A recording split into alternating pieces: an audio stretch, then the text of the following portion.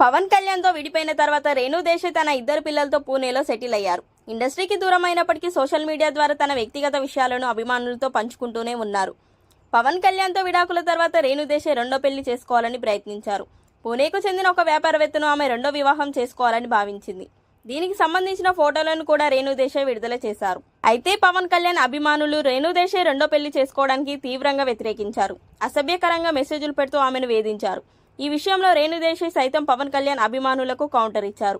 మీ అభిమాన హీరో మరో పెళ్లి చేసుకోవచ్చు, కానీ నేను చేసుకుంటే తప్ప అంటూ అభిమానులను ప్రశ్నించారు. తాజాగా పవన్ కళ్యాణ్ సాంగ్ కు సంబంధించిన ఓ పోస్ట్ చేశారామె. పవన్ కళ్యాణ్ నటించిన ఖుషి చిత్రానికి ఆమె ఎడిటర్ గా పనిచేశారు. తాజాగా దీనికి సంబంధించిన విషయాన్ని ఆమె తన సోషల్ మీడియా ద్వారా వెల్లడించారు. ఖుషి సినిమాలోని ఏ మేరా జహా అనే సాంగ్ క్లిప్ పోస్ట్ చేశారు. ఈ సాంగ్ కి ఎడిటర్ గా రేణు దేశాయ్ పనిచేశారు. ఈ సాంగ్ గురించి రేణు దేశాయ్ చెబుతూ, ఇది నేను ఫస్ట్ టైం 21 ఏళ్ల వయసులో ఎడిట్ చేసిన పాట. ఈ పాటలో ప్రతి ఫ్రేము నాకు గుర్తుంది అని రేణు దేశాయ్ పేర్కొంది. ఈ పోస్ట్ వైరల్ గా మారింది. ఇదిలా ఉంటే పవన్ కళ్యాణ్ గురించి రేణు దేశాయ్ ఇటీవల కాలంలో తరచూ మాట్లాడుతున్నారు. దీంతో అభిమానులు రేణు దేశాయ్ పవన్ కళ్యాణ్ మర్చిపోలేకపోతుందంటూ కామెంట్ చేస్తున్నారు.